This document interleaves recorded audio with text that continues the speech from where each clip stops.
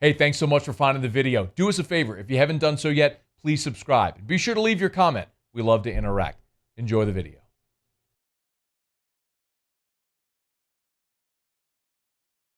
Tell us about Laterrance Welch. Oh, sorry. Thought I lost you there for a second.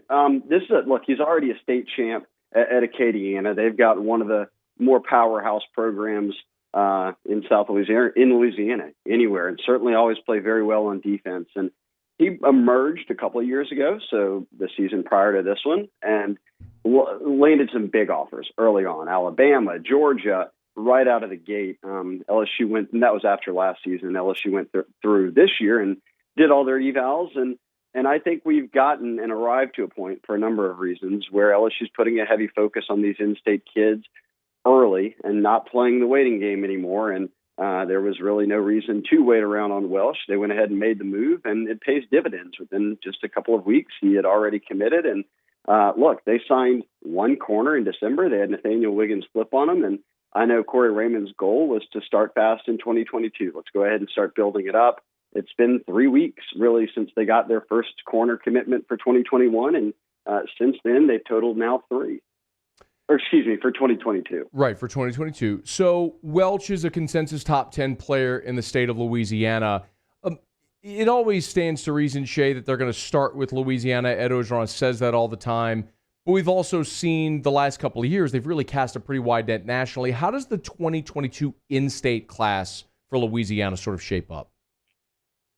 I've never seen anything like it in terms of the overall depth is certainly there, and there'll be some 5 stars probably by the end of it. You know, it's not like 2011 when, excuse me, Jarvis Landry and all those guys were Freak Johnson, Lael Collins were all 5 stars, Odell in different services. It could get there, but I've never seen, and again, this Ed Orgeron, in my opinion, is being smart here, but why they're approaching it this way, a few different factors.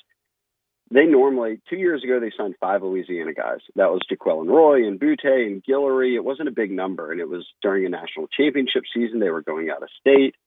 And then, in December, I think they signed right around 9. So if they add Savion Jones in February, that'll be 10 guys. So you're at double digits again.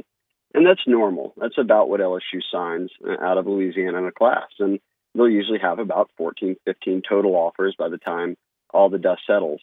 Matt, we are a year and a month away from signing day for the 2022 class, and yesterday marked offer number 19 for a Louisiana prospect in Louisiana. I mean, if you're knocking down all these guys, you're going to finish with almost an entire Louisiana class. And wow. I like the push, and for the biggest reasons of many is that I don't, and certainly these coaches don't know what the future holds in terms of the transfer portal. And this offseason been giving a one-time free transfer, penalty-free transfer, I should say, whether you've graduated from college or you haven't. And nobody was hit as hard from defections and everything that came with the 2020 season, in my opinion, than LSU, who there at the end was winning games with 50-something scholarship players. And how do you build that roster back up? I think you've got to start in Louisiana. And I'd have to go into the data. Maybe I'm wrong, but I think I'm right in thinking that kids who are from Louisiana will come here, and if they're not playing right away or if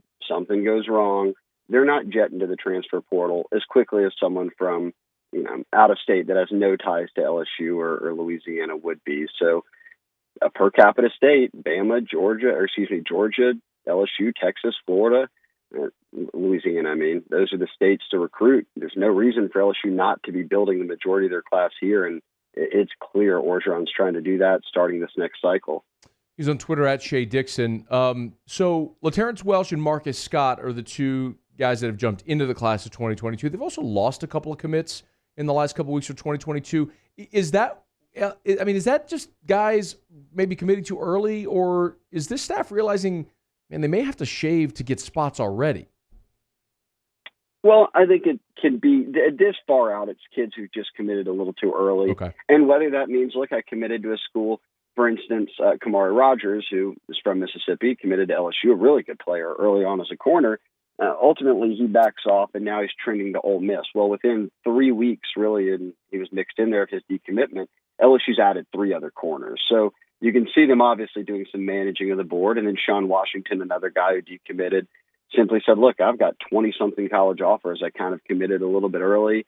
I'd like to be able to at least explore some things if we ever get that chance with the dead period ongoing. So this far out, you've got a little bit of everything, but I think at the end of the day, it all counts the same. It gives you some room to ultimately manage a board that has a lot of months ahead of it in terms of developments that could come. Yeah. A couple more minutes with Shea Dixon. By the way, LSU's 2022 class, currently in the 247 composite, is first in the SEC, third overall. And Shea, depending on how they finish here in 2021, it really looks like they're going to finish with a third consecutive top 5 class. So let's talk about that with a couple of weeks here before the February signing day, the traditional signing day. Where is LSU with an overview, and what are they looking to do between now and the February signing day? Well, they've got Kimo Makaniole, an offensive lineman, and Savion Jones, the defensive end, both still committed, so they'll sign. You've got 3 open spots, and this is where I've never coached a day of football in my life. I've never managed a team, so this is just my opinion. I'm looking at the LSU roster a bit differently than I did a month ago. You've got every defensive lineman back, but more importantly, maybe for this, you've got every offensive lineman back, not just all the starters, but from the whole team. So you've got a chance through an offseason to really develop those guys without them being docked a year of eligibility.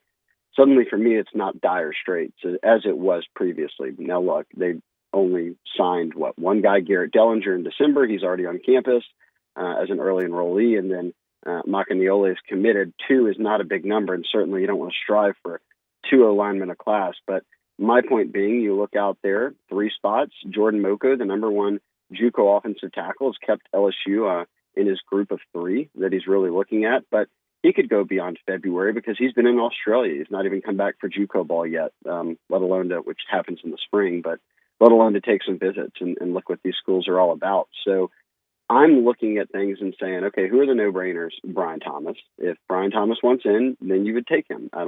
For me, I wouldn't care how many receivers I've already signed. You're not turning away a top 50 overall prospect who plays at Walker and is an in-state guy who is down to Bama and A&M. So one of those spots, sure, it could be him. Hey, thanks so much for watching. Please leave your comments. I love to interact, and be sure to hit the red subscribe button below.